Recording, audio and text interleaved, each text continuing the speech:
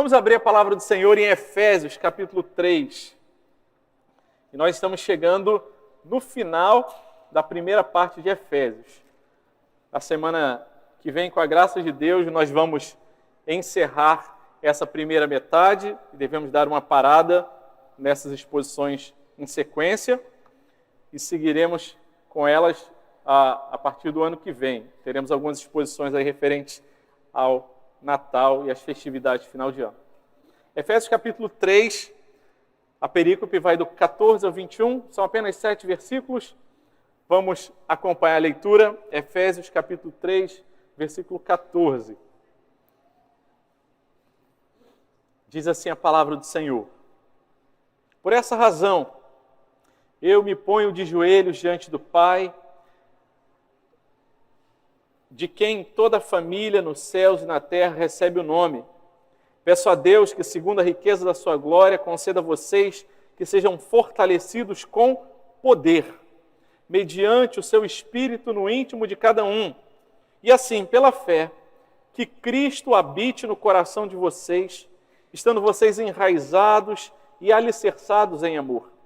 Isto para que com todos os santos vocês possam compreender qual é a largura, o comprimento, a altura e a profundidade, e conhecer o amor de Cristo, que excede todo o entendimento, para que vocês fiquem cheios de toda a plenitude de Deus. Ora, há aquele que é poderoso para fazer infinitamente mais do que tudo que pedimos ou pensamos, conforme o seu poder que opera em nós. A Ele seja a glória na Igreja e em Cristo Jesus, por todas as gerações, para todo sempre. Amém. Amém. Palavra do Senhor registrada pelo apóstolo Paulo nessa carta aos Efésios, fala sobre essa segunda oração de Paulo em favor dos Efésios, pedindo que Deus derrame, conceda o fortalecimento com o poder dele para que toda aquela igreja e toda a igreja que receberia depois essa carta e nós mesmos pudéssemos ter contato com esses ensinamentos, mas muito mais do que ter contatos com ensinamentos, é experimentarmos, vivenciarmos esse maravilhoso poder de Deus a respeito do qual o apóstolo Paulo está falando nesta perícope. Nós hoje vamos olhar com mais atenção os versículos 17, 18 e 19. E vamos ler mais uma vez. E assim, pela fé, que Cristo habite no coração de vocês, estando vocês enraizados em amor, isto para que com todos os santos vocês possam compreender qual é a largura, o comprimento, a altura e a profundidade, e conhecer o amor de Cristo que excede todo entendimento, para que vocês fiquem cheios de toda a plenitude de Deus. Meus irmãos, muitas vezes quando vamos preparar o esboço da mensagem, precisamos gastar um tempo maior investindo em procurar entender o significado do texto e perceber as divisões naturais dele. Mas algumas vezes o texto ajuda muita gente e alguns conectivos facilitam a gente entender essa noção de raciocínio que está sendo apresentado. O versículo 17 diz: E assim, pela fé, que, esse primeiro que aponta o primeiro ponto da nossa mensagem. Ele havia falado que vocês sejam fortalecidos com o poder, mediante o Espírito, e assim, pela fé, que Cristo, então esse é o primeiro ponto. O segundo ponto, versículo 18, isto para que todos os santos, e no versículo 19, a segunda parte, diz o para quê. Então ele diz, assim, tendo recebido esse poder que Deus concedeu, Cristo habite, para que com todos os santos vocês possam compreender e para que vocês fiquem cheios de toda a plenitude de Deus. Os 3 pontos bem fáceis de serem identificados e ajudam muito na nossa exposição e no nosso discurso. Trata-se esse texto, portanto, dos efeitos, das características do poder de Deus na vida da igreja. Como o poder de Deus age na vida da igreja.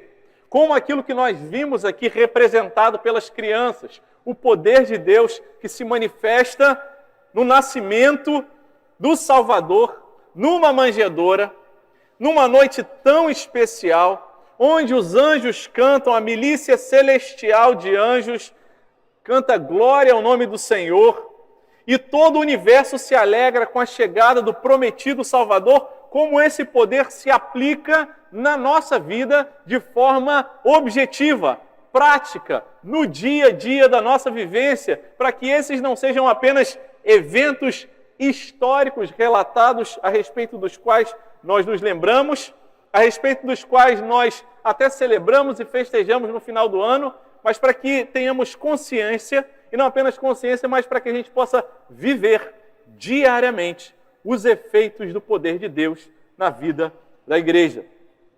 Primeiro versículo, 17, diz: e assim, pela fé, que Cristo habite no coração de vocês, estando vocês enraizados e alicerçados em amor.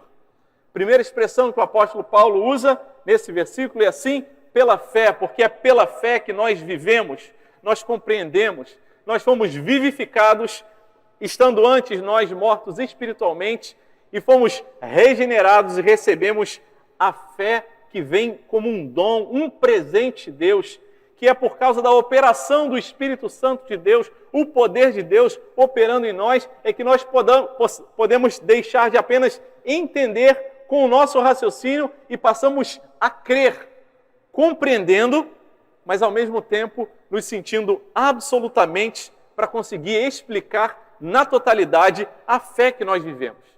É a experiência da fé.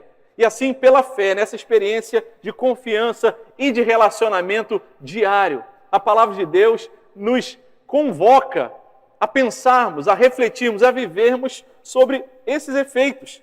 E o primeiro efeito do poder de Deus na vida da igreja é que o poder de Deus nos torna morada de Cristo. O poder de Deus nos torna habitação de Cristo, pela graça. E assim ele diz, e assim pela fé que Cristo habite no coração de vocês. Aquele bebezinho foi chamado de Emanuel, o Deus conosco, que veio habitar entre nós. E o verbo no original, ele traz a ideia de uma habitação definitiva.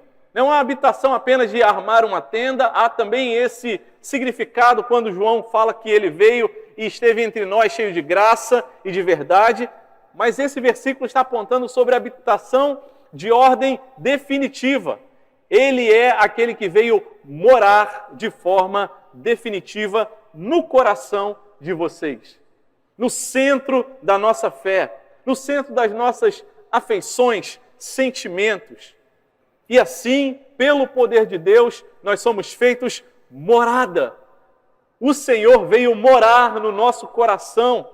É o que diz a palavra de Deus. E essa é uma ideia que vem desde o capítulo 2 de Efésios, no versículo 22. Nele também vocês estão sendo edificados juntos uns com os outros para serem morada de Deus no Espírito Santo. E isso é sensacional, porque ele não é apenas o Senhor, o dono, o proprietário, mas ele é um morador residente com o qual nós convivemos, que influencia e que muda a nossa vida dia após dia. Aleluia! Há esperança para o nosso coração, porque pelo poder de Deus, Deus veio morar em nós. João capítulo 14, versículo 15, o Senhor Jesus diz: se vocês me amam, guardarão os meus mandamentos, e eu pedirei ao Pai, e Ele lhes dará outro Consolador, que andará ao lado de vocês, a fim de que esteja com vocês para sempre. É o Espírito da verdade que o mundo não pode receber. As pessoas podem entender racionalmente, mas crer apenas se o Espírito Santo tocar. A fé não é alguma coisa natural, mas é espiritual, é a operação do poder de Deus em nossas vidas. Ele segue dizendo: o mundo não pode receber porque não vê nem o conhece. Vocês o conhecem porque Ele habita, Ele mora de forma definitiva com vocês e estará em vocês. Se somos a família da fé, é porque em cada um de nós habita em nossos corações o Cristo vivo. aquele que transforma a nossa vida, aquele que está com a gente todos os dias e não apenas aos domingos. O Cristo que caminha com a gente nas nossas alegrias e nas nossas tristezas. Aquele que habita na casa da nossa vida, que está à porta, bate e entra e ceia conosco no lugar de intimidade, no lugar daquele que conhece o nosso coração.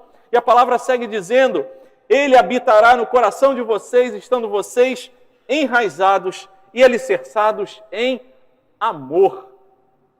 Enraizados e alicerçados em amor. Duas imagens que nos ajudam a entender que essa morada e esse relacionamento de habitação de Deus é também uma perspectiva dinâmica, porque o enraizamento ele vai se aprofundando a cada vez mais, os alicerces vão sendo formados em nossa vida, e cada vez que ouvimos a palavra, que oramos, que jejuamos, que desfrutamos de comunhão, em que os meios da graça operam em nossa vida, essa habitação, esse morador que veio habitar o nosso coração, a cada vez mais ele tem espaço e fica à vontade, e nós conseguimos, na convivência, perceber a direção dele para as nossas vidas, e ele vai enraizando as nossas vidas em amor. Nós somos pedras vivas, é o que foi registrado em Efésios mesmo, no capítulo 2, 20, em que nós, como pedras vivas, nos ajustamos uns aos outros, mas esse é um edifício vivo. Por isso esse fundamento ele vai se aprofundando e se alicerçando, se fundamentando de forma cada vez mais firme e vai amadurecendo e vai sendo a cada vez mais resistente às intempéries desse mundo. E o nosso coração firme no amor perfeito de Deus, em Cristo Jesus, compreende o significado da nossa vida. Compreende que, ainda que não consigamos entender o porquê de todas as variáveis da nossa vida, nessa vida que é cheia de coisas que fogem diariamente ao nosso controle, de coisas imponderáveis, aleatórias, do caos em que nós vivemos por causa do pecado, podemos permanecer firmes, alicerçados, enraizados. E se as respostas, de acordo com o que a gente planejou, elas vierem e o nosso coração se alegrar, aleluia. Mas se aquilo que nós planejamos saiu do nosso controle, do nosso projeto, aleluia. Eu continuo confiando na maravilhosa graça e na presença de Deus que me faz ficar firme diante dele. Final do Sermão do Monte, Mateus capítulo 7, a partir do versículo 24, o Senhor Jesus vai falar sobre dois tipos de homem. Ele havia feito todo o ensinamento a respeito da lei, de como nós deveríamos olhar para a lei e saber que muito mais do que aquilo que a lei diz no exterior, devemos obedecer porque fomos alcançados e a lei é boa para a gente. E ele fala, olha, esses ensinamentos todos meus são bons e são muito mais do que a superfície apenas, mas eles precisam ser vividos no seu coração, na força e no poder que Deus opera, que faz de cada um de nós morada. E ele faz justamente essa relação, aquele que escuta as minhas palavras e as pratica é semelhante a um homem que construiu a sua casa na rocha, alicerçou a sua casa na rocha. E fazer um alicerce na rocha não é da noite para o dia. Para que essa tenda fosse construída, muito trabalho foi feito, muito recurso foi investido, muito foi cavado para que ela ficasse firme e quando viessem as ventanias, as tempestades, ela permanecesse firme. Da mesma forma, o Senhor tem trabalhado em nossas vidas. E os dias de dificuldade, e os dias em que o alicerce está sendo construído, a gente olha para a obra e fala, não está acontecendo nada, está demorando a aparecer alguma coisa. E o Senhor fala, calma meu filho, eu estou habitando no seu coração, pelo meu poder você foi feito morada, e você pode confiar, porque talvez você não esteja vendo nada demais, mas no dia que vierem as tempestades, as chuvas, os ventos, a casa estará firme e enraizada no amor de Cristo. Não é o nosso amor imperfeito, oscilante, que um dia está todo animado e outro dia está claudicante, capengando, mas é o amor de Deus, o amor perfeito, incondicional, o amor a respeito do qual a primeira carta de Paulo aos Coríntios menciona e registra no capítulo 13, o amor que tudo suporta, tudo crê, tudo espera, o amor que não se envaidece, que não se alegra com as injustiças, antes fica feliz com o sucesso e com a bênção na vida do outro. O perfeito amor de Deus, que lança fora todo medo, toda vergonha. É nesse amor que o poder de Deus constrói os alicerces e as raízes da nossa vida. Podemos descansar nessa certeza que o poder de Deus tem operado em nossas vidas. E talvez você não consiga perceber em termos práticos, diariamente, porque o alicerce ele vai sendo construído devagarzinho, as raízes vão crescendo devagarzinho.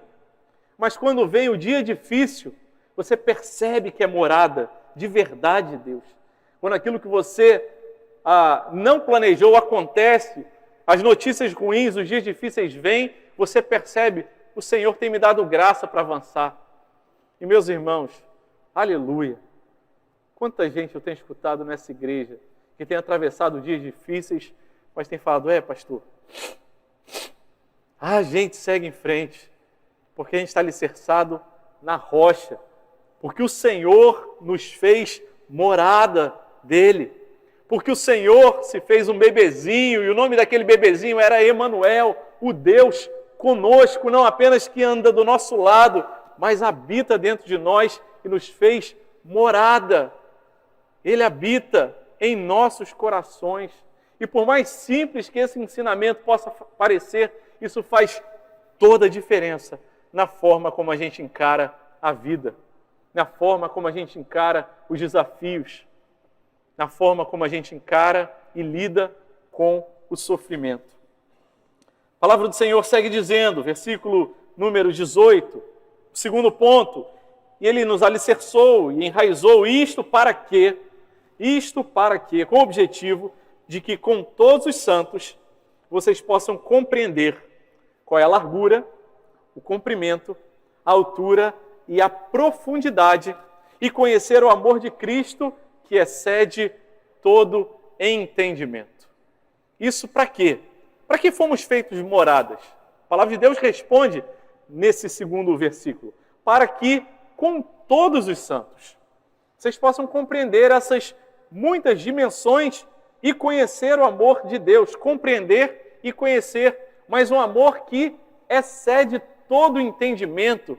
E que papo paradoxal é esse? Vocês vão compreender aquilo que não pode ser compreendido. É isso mesmo que a palavra de Deus está dizendo. Mas notem, nenhuma palavra, nenhuma letra, nenhum pingo do i está na palavra de Deus à toa e sem propósito. Mas antes ele diz, isto para que com todos os santos. E a segunda perspectiva dessa mensagem é que o poder de Deus, ele opera na vida da igreja para que possamos coletivamente compreender o amor de Cristo. O amor de Deus, ele é compreendido na proporção e na dimensão em que todos os santos compreendem melhor, mais profundamente, em todas as dimensões, quando entendem juntos. A igreja é a comunidade daqueles que foram separados, daqueles chamados santos. Não porque são perfeitos, não porque não erram, mas porque foram separados por Deus. E por isso, o registro com todos os santos. Com aqueles que a gente se dá bem, que a gente sabe o nome, que a gente tem facilidade em lidar, aqueles que alegram o nosso coração, mas também para aqueles que são um grande desafio para as nossas vidas. Aqueles que são imaturos, aqueles que têm o coração tão duro quanto o meu, mas com todos os santos, essa é a convocação de Deus para que a gente possa saber que é assim que o poder de Deus se manifesta. Com todos os santos, não dá para a gente dizer, eu vou escolher uns para conviver e os outros eu vou excluir. Não fazemos isso. Não é nossa responsabilidade dizer, eu escolho conviver com esse, não com aquele, não. Todos nós igualmente, separados, santificados por Deus, atraídos por sua graça, por sua boa mão, fomos feitos essa comunidade dos santos. Comunidade dos santos. Separados por Deus. E com todos os santos. Não apenas com alguns. Para que vocês possam compreender. Para que vocês possam discernir. E a palavra do original grego, ela traz uma raiz que fala sobre acolher. E um intensificador que fala para que vocês possam acolher com bastante intensidade essas dimensões do amor de Cristo. Essa compreensão não é apenas uma compreensão de ordem racional, do intelecto. Não se trata apenas disso, mas é uma compreensão de ordem do coração, acolhendo, abraçando, passando a fazer parte de você, da sua memória, não apenas intelectual, mas emocional e de todo o seu ser. Esse é o sentido da palavra conhecer, compreender. Qual é a largura, o comprimento, a altura e a profundidade. E o Senhor inspira os autores bíblicos, e toda a Bíblia é inspirada pelo Senhor e útil para a nossa edificação, mas tem partes que parece que fala, Senhor, parece que o Senhor usa uma linguagem que dá uma dimensão, que ajuda a gente a compreender de forma ainda mais profunda do que o Senhor está querendo falar. E Ele fala para que vocês possam entender a largura, fazendo referência a esse todos os santos, esse amor de Deus que não se restringe apenas ao seu pequeno grupo, a célula, não apenas a Igreja Presbiteriana da Barra, não apenas as igrejas presbiterianas do Rio de Janeiro, do Brasil, mas a toda a igreja universal, espalhada por todo o mundo. Essa é a dimensão da largura do amor de Deus. É tão bom a gente orar pela nossa irmã e falar, ela vai estar junto com os nossos irmãos lá em São Gabriel da Cachoeira e vai poder perceber, compreender, acolher a largura do amor de Deus lá, vendo gente cantando, orando, ensinando a palavra de Deus em outras línguas e se maravilhar com essa multicolorida sabedoria de Deus a respeito do qual a carta aos Efésios já mencionou antes. Para que vocês possam compreender essa grande largura do amor de Deus. Para que vocês possam compreender o comprimento. Há uma perspectiva nessa palavra de tempo. É um amor que não se restringe apenas ao dia de hoje, apenas ao amanhã. É um amor firme como uma rocha dos séculos por toda a eternidade.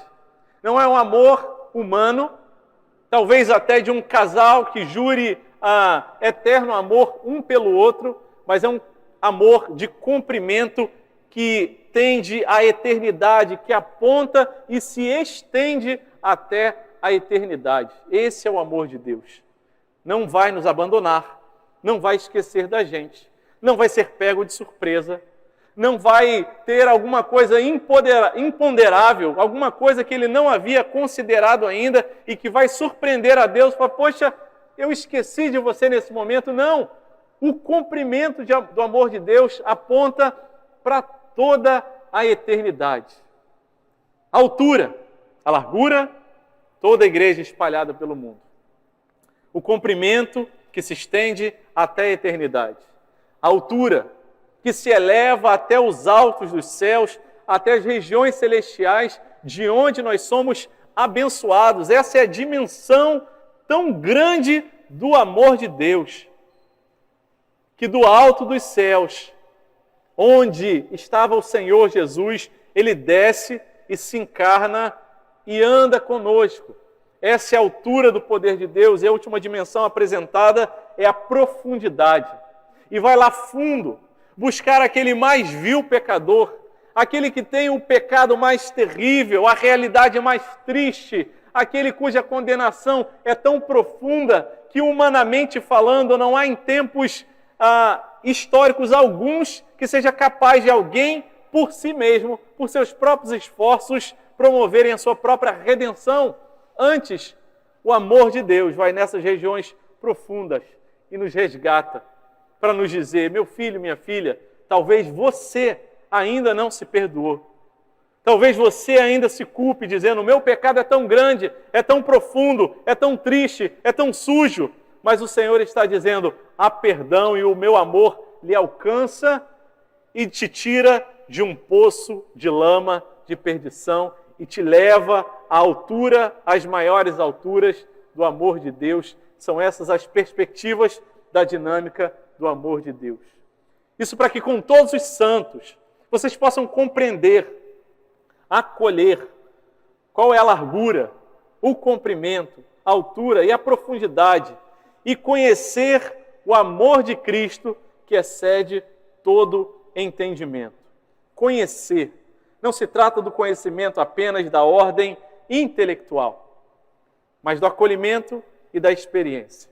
A palavra de Deus diz em 1 Coríntios, capítulo 8, versículo 1, diz: o que se refere às coisas sacrificadas a ídolos, reconhecemos que todos somos senhores do saber.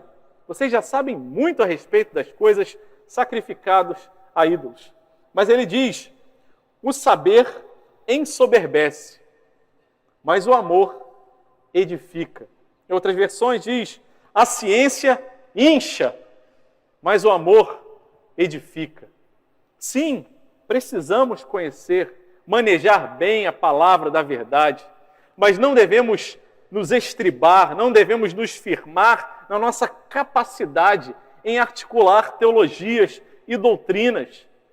Não é nisso que a nossa fé está firmada. Nossa fé não está firmada em doutrinas e ensinamentos, mas em uma pessoa e no relacionamento com essa pessoa, no amor de Cristo que excede todo o entendimento, porque podemos ser o maior teólogo da história e explicar e articular e tentar convencer intelectualmente alguém a respeito dessas verdades bíblicas. Mas se o poder de Deus não operar no coração dessa pessoa, se não houver regeneração, se essa pessoa não receber a fé da parte de Deus, ela continuará sem crer. Ela continuará achando todas essas coisas muito interessantes, mas jamais conhecerá a pessoa de Cristo. O amor de Deus perfeito para as nossas vidas. O conhecimento que se traduz em orgulho, em soberba, em altivez intelectual, certamente não é o conhecimento da palavra de Deus. Se a gente conhece alguma coisa de teologia, de doutrina, e olha para os outros com desprezo, dizendo: você não consegue entender isso, você não é capaz disso. Meus irmãos, precisamos corar de vergonha e nos render diante do Senhor, falar: Senhor, tem misericórdia. Porque às vezes eu não falo isso, mas quem sabe eu olho para os outros e julgo os outros como se fossem menores do que eu.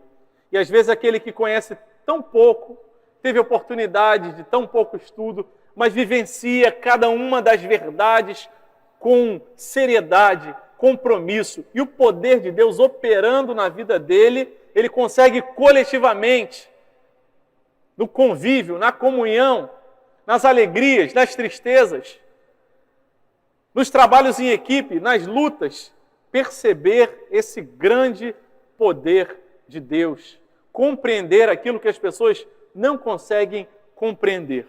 Aliás, de sexta-feira para cá, e nos dias que o bazar estava sendo organizado, vimos o poder de Deus agindo ali. A gente pode olhar e falar: são só vendas, é só para arrecadar dinheiro. Essa é a nossa agenda. Essa não é a agenda de Deus. A agenda de Deus é muito mais profunda, valiosa. E quando a gente vê gente ali trabalhando firme, pegando no pesado, andando para um lado e para o outro, suando, cansado e tendo que tomar decisões de um trabalho de equipe que às vezes chocam uns com os outros, mas depois a gente vê uma pessoa procurando a outra e fala: minha irmã, me perdoa, estava muito cansada, perdi a paciência, a culpa não é sua, a responsabilidade é minha. É isso que é o poder de Deus.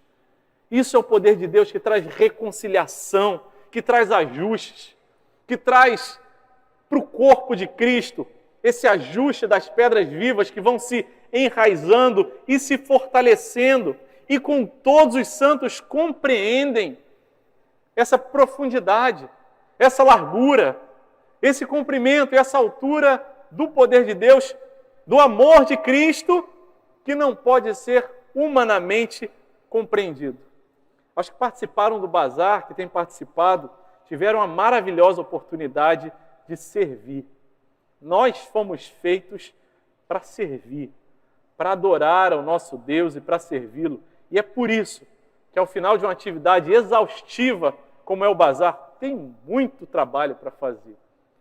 Os olhinhos estão abatidos, as pernas cansadas, os pés às vezes até latejando de tanto cansaço, mas o coração transbordante do amor do Senhor, porque sabem que estão fazendo aquilo para a glória do Senhor, no bazar, na diaconia, no serviço na quarta-feira, no ensino e em todas as áreas da nossa vida em que nós nos relacionamos e servimos juntos com todos os santos. É por isso que o mundo olha para a gente e fala: por que vocês gastam o tempo, a energia de vocês com essas coisas? O que vocês estão ganhando com isso? E a gente pode até tentar explicar: servir ao Senhor é bom demais, enche, faz transbordar a nossa alma. E as pessoas olham e falam: é, legal, mas só quem serve, só quem experimenta desse amor, do poder de Deus operando na nossa vida, consegue compreender esse poder que excede todo o entendimento e que pela graça conseguimos entender, mas sempre nos sentiremos incapazes e limitados para conseguir explicar essa tão grande e variedade dimensão do amor de Deus para as nossas vidas. Compreender esse amor é dizer: Deus, eu não entendo todas as coisas, mas eu não culpo o Senhor. O que aconteceu de ruim, de difícil com a minha família, não é fruto do castigo do Senhor, mas o Senhor continua cuidando de mim. Eu não culpo os meus irmãos, não julgo, não os considero melhor do que eu, não deixo que o sol se ponha sobre a minha ira, mas eu perdoo, porque eu me lembro que eu mesmo já fui perdoado. E quando o amor de Deus, quando o poder de Deus se manifesta e opera nas nossas vidas, nós temos a alegria de, na comunhão com todos os santos, abandonar a culpa, o medo, o rancor, e o poder de Deus que opera em nós nos dá força, graça, para chegarmos perto do nosso irmão, da nossa irmã, e fazer aquilo que é totalmente contra a nossa natureza humana, que é contraintuitivo para a gente, que é procurar o irmão e pedir perdão, nos humilharmos, reconhecermos o nosso erro e falar: me perdoe, eu julguei você, eu fiz errado, eu não tive paciência, eu achei que você estava fazendo ou falando o que você estava fazendo e falando, e eu concluí as suas intenções baseado nas minhas más intenções. Mas quando o poder de Deus opera na vida do povo, nós somos libertos desse jugo, da condenação de nós mesmos e de condenar os nossos irmãos. A última parte do versículo 19 nos diz: para que vocês fiquem cheios, transbordantes de toda a plenitude de Deus. Em primeiro lugar, os efeitos do poder de Deus na vida da igreja nos transformam em morada. Cristo habita em nossos corações e nos faz estarmos a cada dia mais e mais alicerçados e enraizados. Em segundo lugar, o poder de Deus em nossas vidas nos ajuda a coletivamente compreender essas dimensões do amor de Deus e experimentar aquilo que excede toda a compreensão humana, aquilo que é acolhido no nosso coração e que na operação do Espírito Santo experimentamos, damos conta de compreender em alguma medida e nos sentimos extremamente limitados em tentar explicar, porque é difícil mesmo de explicar. Mas quando a gente chega nessa final do último do versículo 19, para que vocês fiquem cheios de toda a plenitude de Deus. E não é à toa que essa, dos 3 pontos, foi a parte que a gente menos consegue encontrar comentários que deem conta de explicar isso daqui. E às vezes a gente, como mensageiro, fica, Deus, como é que eu vou explicar aquilo que não dá para ser explicado? Para que vocês fiquem cheios de toda a plenitude de Deus. Como é que a gente vai ficar cheio de toda a plenitude de Deus? A gente se enche, mas ainda há muito mais da plenitude de Deus. Mas é dessas coisas, da ordem do amor de Deus, que excede todo entendimento, que a palavra de Deus nos ensina nessa manhã. E o poder de Deus nos ajuda e nos conduz e opera em nós para que possamos ser preenchidos e satisfeitos em Deus. Somos preenchidos de toda a plenitude de Deus. É disso que se trata quando Jesus, fazendo ali a sua fala, o seu discurso, ele diz, o ladrão vem para roubar, matar e destruir, em João 10, 10, mas eu vim para que tenham vida e a tenham em abundância. Para que seja não apenas no limite e vivam apenas ali naquele nível que, ok, eu estou cheio, mas muito mais do que isso, para que faça transbordar. E é por isso que o amado Jesus, quando chega para aquela mulher sozinha, perto do meio-dia, na hora mais quente do dia, em João capítulo 4, a mulher samaritana, e Jesus, aquele que, como judeu, não poderia chegar perto de uma samaritana, ainda mais uma mulher, se aproxima dela nesse transbordante amor, se dirige a ela, conversa com ela, surpreende aquela mulher, assim como nos surpreende, e fala, mulher, se você soubesse quem é esse que está pedindo água para você, você ia saber que de você teria a sua sede não apenas saciada, a sede da sua alma, a sede da sua alma que tem sido expressada na sua história de vida, você que já teve tantos maridos, e esse que está com você, é o que Jesus diz para aquela mulher samaritana, registrado em João no capítulo 4, e toda essa história de vida em que você tenta preencher o seu coração com esses casamentos, eu quero dizer para você, está diante de você aquele que não só mata a sua sede, mas que faz transbordar em sua vida e que transforma você numa fonte a jorrar para a eternidade, uma fonte de água viva, porque eu vim fazer morada no seu coração. Eu vim fazer de você aquele que é instrumento meu, aquela que é instrumento do meu poder e do meu amor, para que não apenas seja saciado, mas que venha também transbordar. Santo Agostinho, ele tem uma frase que eu gosto muito, ele diz, Deus, o Senhor nos fez para ti, e inquieto está o nosso coração, enquanto ele não repousa em ti. O nosso coração só vai descansar, só vai ser saciado, só vai encontrar descanso e repouso o nosso sábado, quando ele descansar no Senhor. Porque quando o poder de Deus opera na vida da igreja, nós não dependemos mais das situações ao nosso redor para sermos completos, saciados, satisfeitos e cheios dessa plenitude. Quando o poder de Deus opera na vida da igreja, nós temos contentamento. E todas as coisas que nós vivemos boas nesse mundo, casamento, família, filhos, trabalho, dinheiro, beleza, saúde, carreira, todas essas coisas que são lícitas e muito boas, são colocadas no lugar deles. Os nossos relacionamentos familiares, com esposa, com filhos, com os pais, os seus cargos, o seu status, o seu dinheiro, aquilo que você é na sociedade, todas essas coisas, elas vão para o lugar certo. Porque não são essas coisas que enchem o nosso coração. E nós sabemos que toda vez que nós colocamos o nosso coração nessas coisas, nós temos um alívio inicial, uma alegria, mas sem demora, aquilo parece fazer um vazio ainda maior, porque nós estamos procurando na fonte errada, e aquele que vai saciar o nosso coração é somente o Senhor Jesus, o conhecimento dele e o relacionamento com esse maravilhoso, transbordante amor. E é disso que se trata, o que o apóstolo Paulo registra em Filipenses, no capítulo 4, versículo 11. Digo isso não porque esteja necessitado, porque aprendi a viver contente em toda e qualquer situação. Contentado.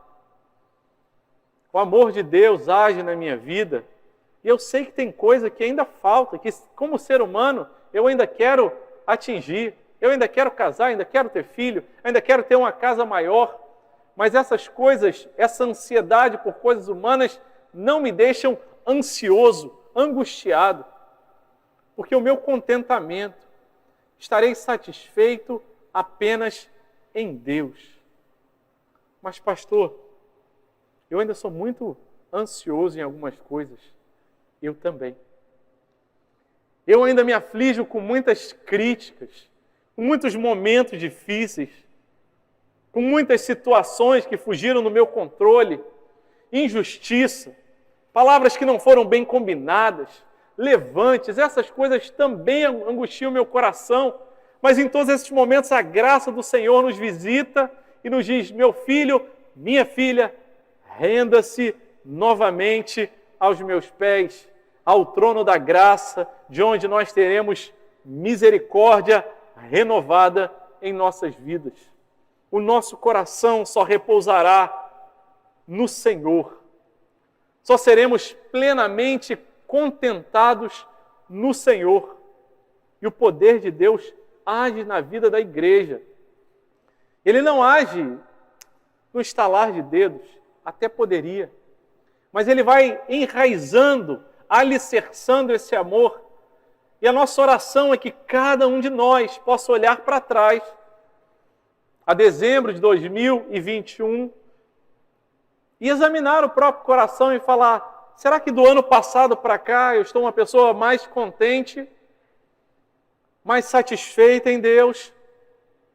Será que eu sou uma pessoa que está satisfeito com as coisas que tem, que sabe lidar melhor com as coisas que não tem, que gostaria de ter? Será que eu reclamo menos? Será que eu murmuro menos? Será que eu me angustio menos? Me desespero menos com coisas pequenas, transitórias e passageiras? E se ainda continuo o mesmo, se ainda sou pior do que estava antes, é tempo de quebrantarmos o nosso coração diante do Senhor. Diz a palavra do Senhor que a vereda dos justos é como o raiar da aurora, que vai o sol brilhando, brilhando, brilhando até ser dia perfeito. Esse é o convite do poder de Deus para as nossas vidas. Operar contentamento no Senhor. É o chamado do Senhor, no livro dos Salmos, no capítulo 27, versículo 4, quando ele diz: uma coisa apenas eu peço ao Senhor e a buscarei. Eu não peço outras coisas. Eu não quero saber de outras coisas. Eu só tenho um pedido, Senhor: que eu possa habitar na Tua casa todos os dias, porque é no Senhor que o meu coração é contentado. Eu já entendi isso, Senhor. É o chamado de Jesus para Marta, quando fala: Marta, Marta, quando está visitando as duas irmãs e Maria aos pés de Jesus, ouvindo os ensinamentos de Jesus, e Marta agitada de um lado para o outro. Lemos isso em Lucas, no capítulo 10. Jesus fala: Marta, Marta, por que você está aflita? Por que você está tão preocupada com as coisas desse mundo? Maria escolheu a melhor parte. Está um pouquinho bagunçado, tem algumas coisas na casa que poderiam estar melhor. Mas a melhor parte, a mais importante, é ter o coração saciado, contentado, cheio de toda a plenitude de Deus. Como aquele bercinho da manjedoura que foi preenchido pela glória de Deus, naquele pequeno bebê, que aponta para a gente o que diz o Salmo 131. Senhor, não é orgulhoso o meu coração, nem arrogante o meu olhar. Eu não ando à procura de coisas grandes, nem de coisas maravilhosas, Pelo contrário, fiz calar e sossegar a minha alma. Não é difícil a gente imaginar o bebê Jesus chorando, com fome, talvez estando sujo ali. Mas ele é acalmado, e o Salmo diz, como uma criança desmamada se aquieta nos braços da mãe, assim a minha alma dentro de mim espera, ó Israel, desde agora para sempre, quando o poder de Deus se manifesta na vida da igreja, na minha e na sua vida, nós somos preenchidos e satisfeitos com toda a plenitude de Deus, como um bebê que se aquieta nos braços da mãe e que tudo que ele precisa são aqueles braços, é aquele alimento, leite. Isso é tudo que ele precisa. O salmista está dizendo, Deus, tudo que eu preciso é esperar em Ti. E talvez o nosso coração esteja se angustiando porque temos esperado em outras coisas que não o Senhor. Não se desespere. Há esperança para cada um de nós. A graça, misericórdia e mais uma chance fresca e renovada, assim como as misericórdias do Senhor se renovaram nessa manhã. Os efeitos do poder de Deus na vida da igreja. Nos faz morada dele. Nos enraiza, nos alicerça, para que nos dias difíceis a gente continue firme. Opera em nós na comunhão de todos os santos e nesses dias de alegria, de tristeza e de ajustes, conseguimos compreender essas muitas dimensões do poder de Deus. E o poder de Deus opera em nós, revelando ao nosso coração aquilo que não pode ser compreendido pelo entendimento, pela explicação humana, que só seremos preenchidos, satisfeitos, e nossa alma só descansará quando formos cheios de toda a plenitude de Deus. Quero convidar você nessa manhã a fechar os seus olhos, a aquietar a sua alma na presença do Senhor.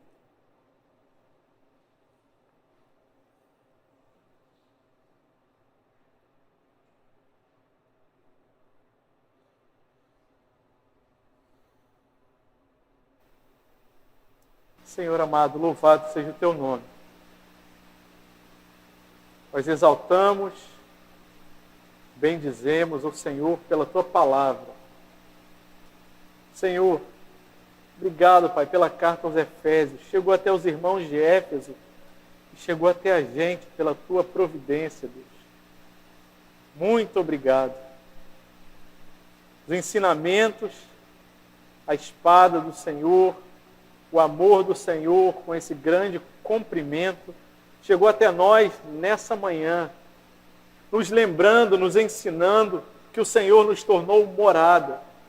Senhor, que o Senhor realmente venha habitar de forma permanente e a cada dia limpar a casa da nossa vida, que nossos corações, nossos ouvidos espirituais estejam atentos para discernir a Tua vontade e Te obedecer dia após dia. Vem mudar aquilo que o Senhor já tem nos ensinado, já tem apontado para as nossas vidas, em nome de Jesus. Deus amado, ajuda-nos, Senhor, a experimentarmos desse Teu poder também na comunhão dos santos, com todos os santos, nesse povo que se reúne nesse lugar, no Itaiangá. E tem gente que a gente tem muita afinidade, que se dá muito bem, outras pessoas que nem tanto, mas também aquelas pessoas que são do Teu corpo, que são santos separados pelo Senhor, mas que estão em outras igrejas, com as quais a gente não fala há algum tempo, mas onde o Senhor quer operar o Teu poder em nome de Jesus. E Deus, o Senhor veio para que tenhamos vida em abundância, Pai, para que sejamos cheios e satisfeitos, para que não nos falte mais nada, para que não precisemos mais depender de que o outro venha nos procurar para pedir perdão, mas antes a gente transborda e perdoa, e a cura flui de nós e em nós para a glória do Senhor, porque a Tua plenitude nos enche, Deus, em nome de Jesus.